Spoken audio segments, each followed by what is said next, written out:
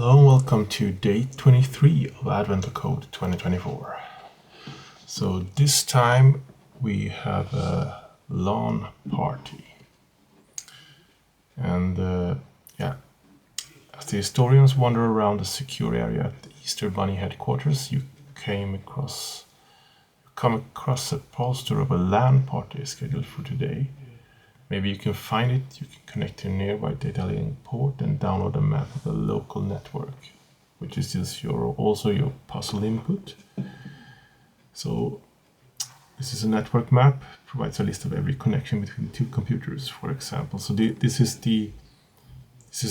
a graph problem.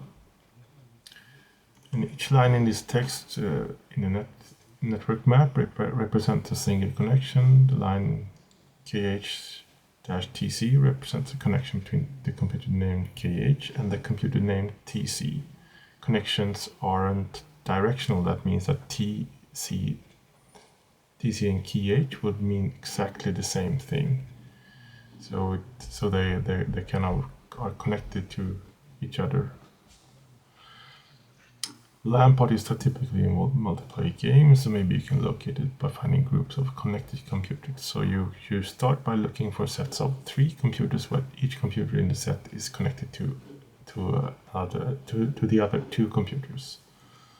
So in the above example, we can find 12 such 3 sets, and if the chief historian is here and he's at the LAN party, it would be best to know that right now, and you're pretty sure his computer's name starts with the letter T, so consider only sets of 3 computers where at least one computer's name starts with T.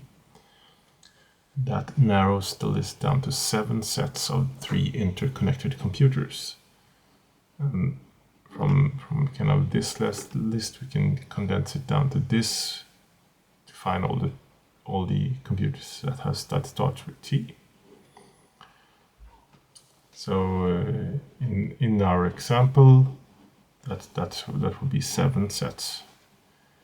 So how many contain at least?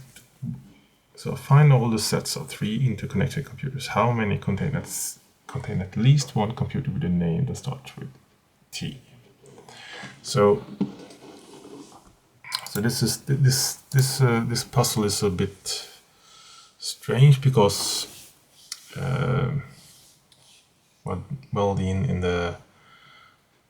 when I saw this in the kind of context part, I already have a previously written graph library for this in my AOC toolbox lib. So implementing this was kind of just a few lines of code basically. So for the sake of this video, I actually have done a different implementation of it, but I can also show the other one as well. Of course, if you are going to use that, you need to kind of download that class from my AOC toolbox library, which is on my GitHub as well. But yeah, let's go through it. So our first problem would be to obviously read in our input file. So yeah, so we have a kind of let's see if my sometimes my GitHub Copilot remembers my code. So we kind of basically build up this node A, node B map of connections. And these are split by the dash. So we kind of build up a list of tuples this way, just as a basic building block. So then we want to create kind of a nodes dictionary, because so we have nodes, which would be kind of a string and a hash set of strings. So this will be kind of our way to connect all the computers to each other, because as the example said, that they were not only directional connection, it was bidirectional connections. So you have to do it both ways. So we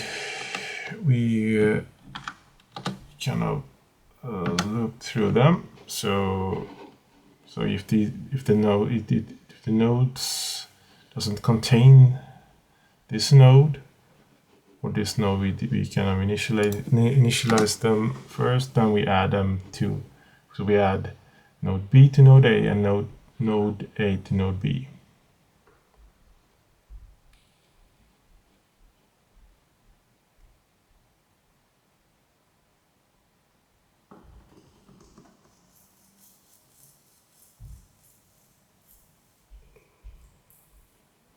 Or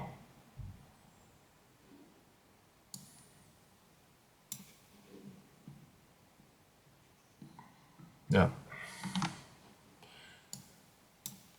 this was actually wrong. Yeah, so node B would be B to node B, node A to node B. No, yeah, it's really strange. Yeah. So in this sense, let's continue on here. Yeah, I actually saw that I wrote my code a little bit differently in my real example, so I had to just check that I was on the right track. So we will keep a set of these kind of three-part connections. So we will be looking for groups of 3, and we want to keep that in a hash set. So we can do a for each of call it x in our nodes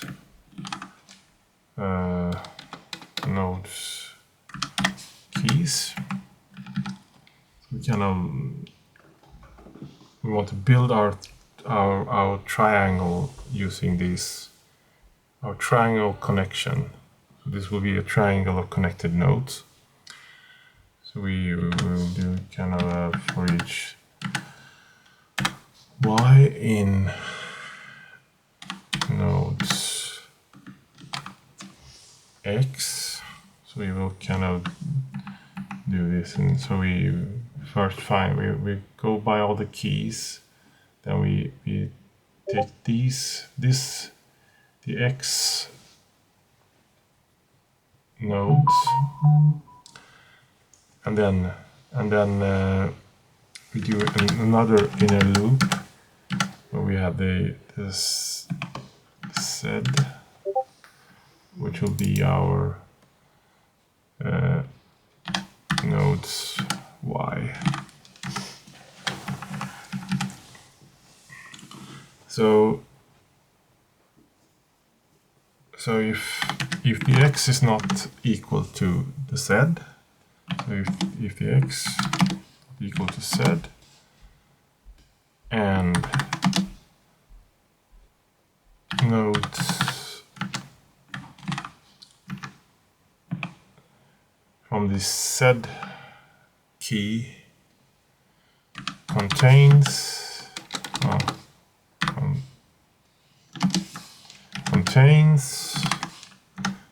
x, so we want to check if the x actually is contained in that node, in the third part of this node. In that way we have kind of found our triangle of sorts.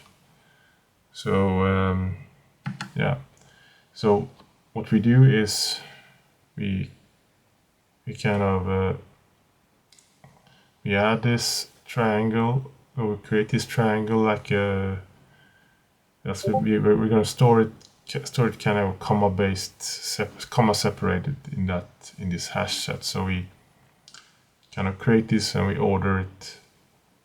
We do an order by as well. So it will be ordered alphabetically. And when this is done, so basically for part 1, we only need to find the count of all our okay, let me see.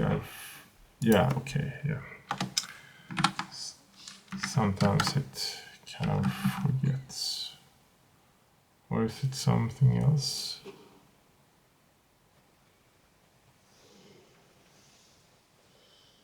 Yeah, it's just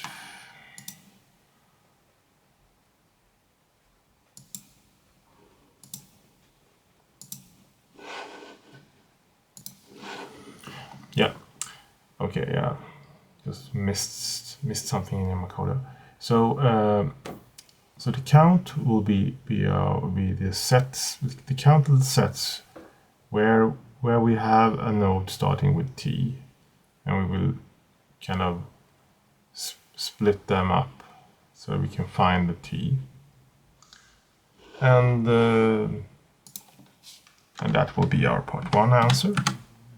So it's pretty straightforward, although I actually did it much simpler when I can use my own graph class, but this is the way to do it, kind of by hand. So also we're going to check, so we need to find kind of seven of these nodes, so it should be 7, yeah. So that was from the example data. So let's go back here. So the part 2 of this is as follows. So there are still way too many results to go through them all. You'll have to find the LAN party another way and go there yourself. Since it doesn't seem like any employees are around, you figure they must all be at the LAN party. And if that's true, the LAN party will be the largest set of computers that are all connected to each other. That is, for each computer at the LAN party, that computer will have a connection to every other computer at the LAN party. So in the above example, the largest set of computers that are all connected to each other is made up of COTDA. Well, as you see, it actually spells code kata. So CODKATA. Each computer in this set has a connection to every other computer in the set. The LAN party post sets the password to get into the LAN party is the name of every computer at the LAN party. So what we need to produce is kind of this list, and so this is more or less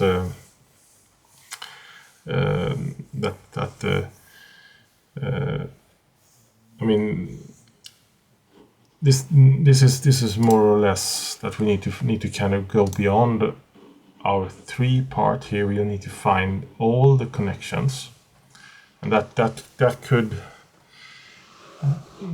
is basically an implementation of the Braun-Kerbosch algorithm, but so we will kind of do like do this with a recursive function. So let's check here. So we will use the same hash set, so we will just clear it, and we will kind of add a void search. Yeah, we can have this method here.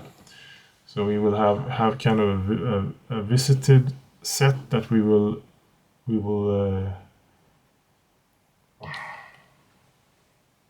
no, this was actually the other way around. Actually, I will kind of add my real code I wrote.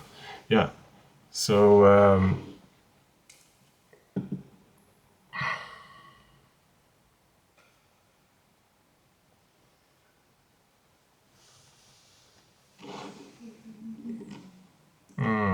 see here.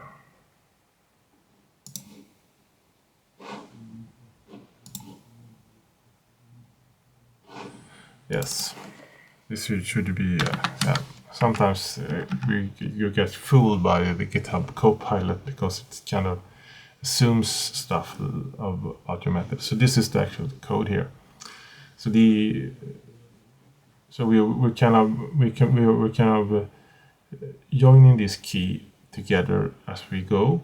So if the set contains the key, we will kind of just return, and otherwise we add the key. So this is a basic kind of pathfinding algorithm basically, but we're doing this on a node. So we're finding all the neighbors in the nodes, and we want to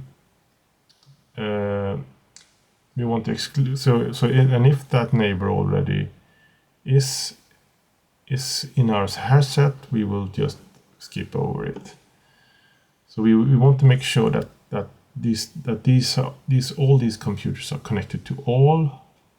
So we kind of do this with this code, and if it's not connected to all, we skip it, and we kind of initialize this new hash set with a neighbor, and we do another recursive jump. So this will be our kind of implementation of the Bron-Kibosh algorithm. And basically what we need to do to build up our set is to kind of just go through our keys in our nodes, and to find the largest set, we do this. So we order the sets by descending, and then order by the count, and then we produce kind of a comma separated list. So we take the first item of that, and we present that as our answer. So this will be our answer, and it should spell code kata in the end. Oh, now my computer is acting up again. Let me just check that.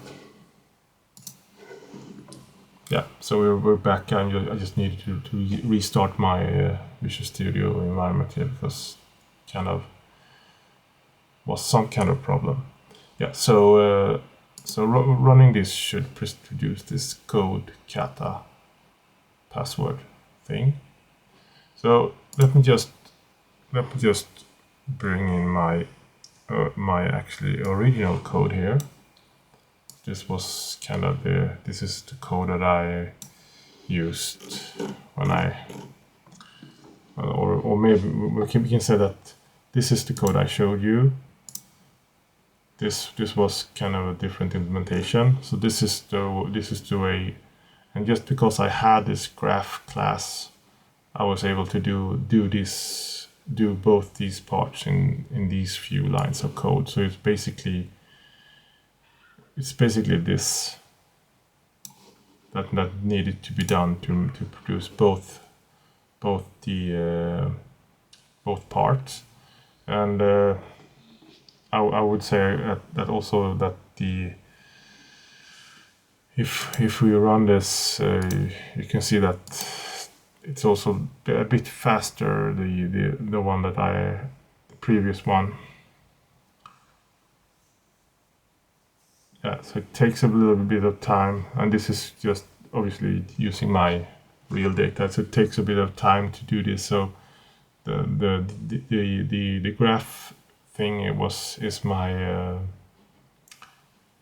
is a lot faster.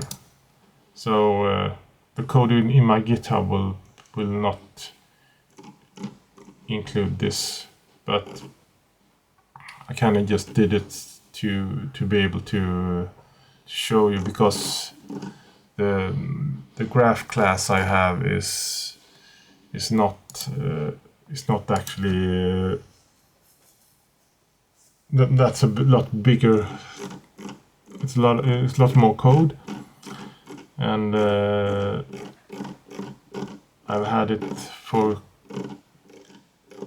I'm guessing, a couple of years now, so I don't actually remember exactly how all this works. I just knew when I saw that this today's problem that will be kind of a perfect match for it.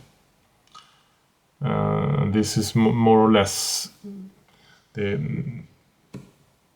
So other languages like Python has a lot of these things.